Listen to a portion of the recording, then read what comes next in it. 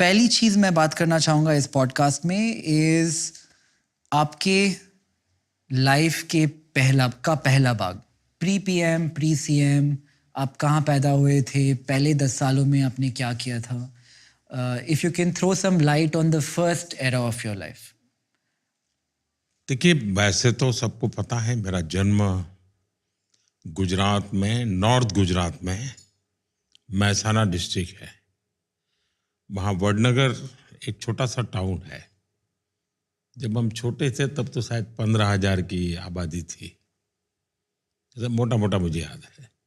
मैं उस स्थान से हूँ. लेकिन तब तो जैसे हर एक का अपना एक गांव होता है, वैसा एक मेरा गांव था. मेरे गांव एक प्रकार से गायकवाड़ी स्टेट था. तो गायकवाड़ स्टेट की एक विशेषता थी, हर गांव में एजुकेशन के प्रति बड़े आग्रही थे. एक तालाब होता था, पोस्ट ऑफिस होती थी, लाइब्रेरी होती थी. ऐसे एक 4-5 चीजें, यानी गायकवाड़ी स्टेट का गांव है तो ये होगा ही होगा, ये उनके व्यवस्था थी. तो मैं वो उस गायकवाड़ी स्टेट की जो प्राइमरी स्कूल बनी हुई थी उसमें ही पढ़ा था. तो मेरे खैर बचपन में वहीं रहा. तालाब था तो स्विमिंग करना सीख गए वहाँ. मेरे परिवार के सबके कपड़े मैं धोता था, तो उसके कारण मुझे तालाब जाने की इजाज़त मिल जाती थी. बाद में वहाँ एक भागवताचार्य नारायणाचार्य हाई स्कूल था, BN हाई स्कूल. वो भी एक प्रकार से चैरिटेबल ही था. वो कोई ऐसा आजकल का जो एजुकेशन की स्थिति है वैसे नहीं थी. तो मेरा वहाँ स्कूली शिक्षा वहाँ पर हुई. उस समय ये 10+2 नहीं था, 11वीं कक्षा हुआ करती थी. मैंने कहीं पढ़ा था कि चाइनीज फिलोसोफर ह्यूएन त्संग वो मेरे गांव में रहे थे, तो उस पर एक फिल्म बनाने वाले थे. तो मैंने उस समय शायद उनकी यहाँ एम्बेसी को या किसी को चिट्ठी लिखी थी कि भाई आपने कहीं पढ़ा है कि आप ह्यूएन त्संग के लिए फिल्म बना रहे हैं, तो मेरे गांव में वो रहते थे, आप उसको भी जिक्र कहीं करना. ऐसा करके मैंने कुछ प्रयत्न किया था. वो बहुत साल पहले की बात है. उसके पहले मेरे गांव में एक रसिक भाई दवे करके थे. वे कांग्रेस के लीडर थे, थोड़े समाजवादी विचार के भी थे, और मूल वो सौराष्ट्र के थे और मेरे गांव में आकर के बसे थे. वो हम स्कूल को बच्चों को कहते थे कि देखो भाई, तुम कहीं पर भी जाओ और कोई भी पत्थर तुम्हें मिले जिस पर कुछ लिखा हुआ हो या कहीं कुछ उस पर नक्काशी की हुई हो, तो वो पत्थर इकट्ठे करके स्कूल के इस कोने में डाल देना. धीरे धीरे वो बड़ा ढेर हो गया था. लेकिन तब मुझे समझ आया कि उनका इरादा ये था कि बहुत पुरातन गांव है, यहाँ के हर पत्थर में कोई न कोई स्टोरी है.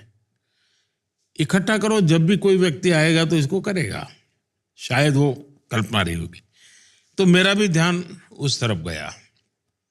2014 में जब मैं प्रधानमंत्री बना तो स्वाभाविक दुनिया के लीडर से कर्टसी कॉल करते हैं. तो चीन के राष्ट्रपति शी, उनका कर्टसी कॉल आया, शुभकामनाएं वगैरह वगैरह बातें हुई. फिर उन्होंने खुद ने कहा कि मैं भारत आना चाहता हूं. मैंने कहा बिल्कुल स्वागत है आपका, आप जरूर आइए.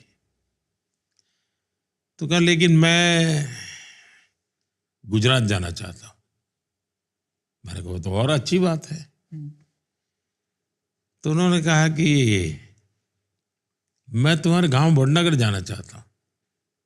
मैंने कहा वो क्या बात है, आपने यहां तक का कार्यक्रम बना दिया है. बोले तुम्हें मालूम है क्यों? मैंने कहा नहीं, मुझे मालूम नहीं. तो बोले मेरा और तुम्हारा एक स्पेशल नाता है. क्या? ह्यूएन त्संग जो चाइनीज फिलोसोफर था, वो सबसे ज्यादा समय तुम्हारे गांव में रहा था, लेकिन वापस जब आया चाइना तो मेरे गांव में रहा था. तो बोले हम दोनों का ये कनेक्ट है. और अगर आप अपने बचपन के बारे में और चीज़ें याद करें, जब आप छोटे थे क्या आप अच्छे स्टूडेंट थे? आपके ऐसा तो इंटरेस्ट क्या थे इस टाइम? मैं एक बहुत ही सामान्य विद्यार्थी रहा। मैं कोई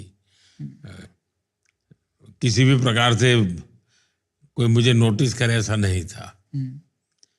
लेकिन मेरे एक टीचर थे वेलजी भाई चौधरी करके, वो मेरे प्रति बहुत वो रखते थे।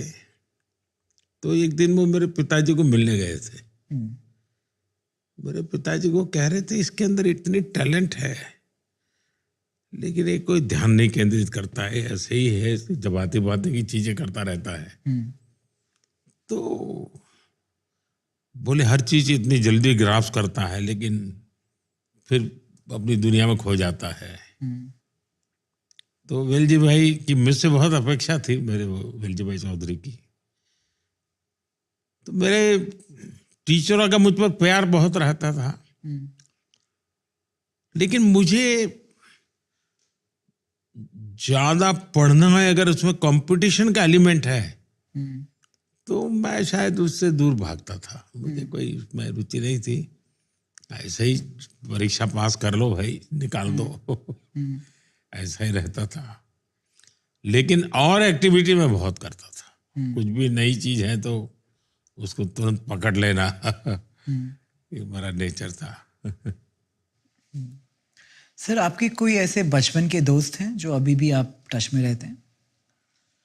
ऐसा है कि मेरा मेरा केस थोड़ा विचित्र है।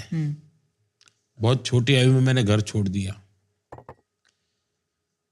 घर छोड़ा मतलब सब कुछ छोड़ा मैंने, किसी से मेरा संपर्क नहीं था। तो बहुत बड़ा गैप हो गया। तो मेरा कोई कांटेक्ट नहीं था, किसी से कुछ लेना देना भी नहीं था। और मेरी जिंदगी भी एक अनजान ऐसे ही भटकते इंसान की थी। कोई कौन पूछेगा मुझे, तो मेरा जीवन ही ऐसा नहीं था। लेकिन जब मैं सीएम बना तो मेरे मन में कुछ इच्छाएं जगी। एक इच्छा ये जगी कि मेरे क्लास के जितने दोस्त हैं पुराने, सबको मैं सीएम हाउस में बुलाऊंगा।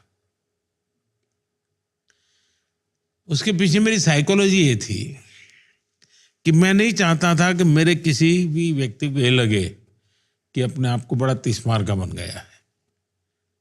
मैं वही हूं जो सालों पहले गांव छोड़ के गया था। मुझ में बदलाव नहीं आया है। उस पल को मैं जीना चाहता था। और जीने का तरीका यही है कि मैं उन साथियों के साथ बैठूं। लेकिन वो चेहरे से भी पहचान नहीं पाता था मैं, क्योंकि बीच में बहुत बड़ा गैप हो गया। वो हरे के बाल सफेद हो चुके थे, बच्चे बड़े हो गए थे सब। लेकिन मैंने सबको बुलाया। शायद 30-35 लोग इकट्ठे हुए थे हम। और रात को बड़ा खाना वाना खाया, गपशप मारे, पुरानी बचपन की आदत ताजा की। लेकिन मुझे वो बहुत आनंद नहीं आया।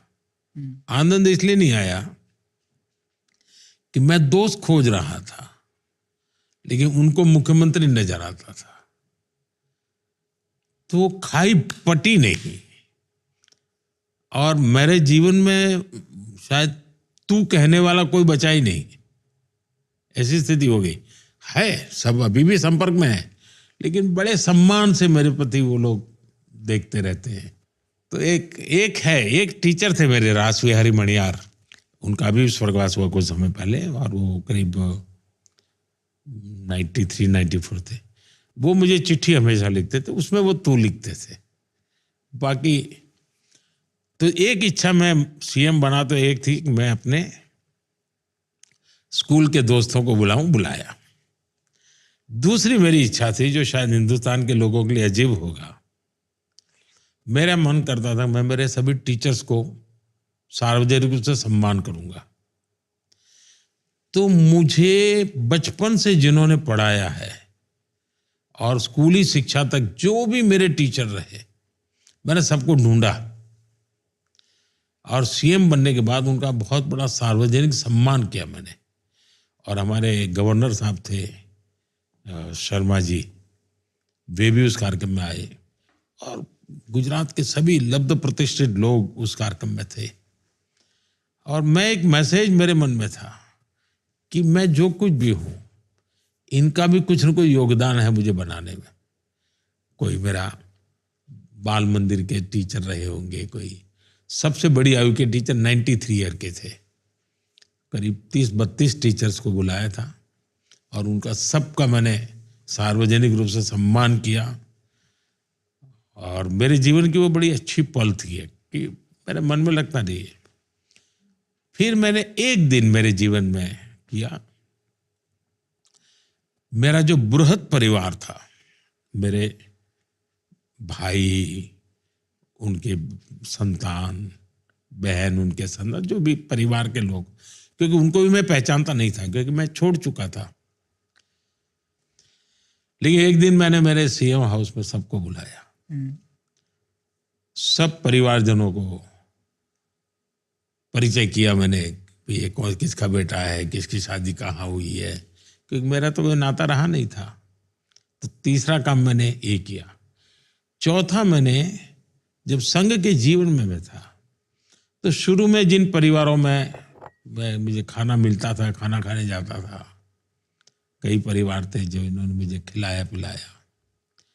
कोई जीवन भर मेरा अपना तो कोई खाने की व्यवस्था नहीं थी, ऐसे ही मैं खाता था। तो उन सबको मैंने बुलाया था।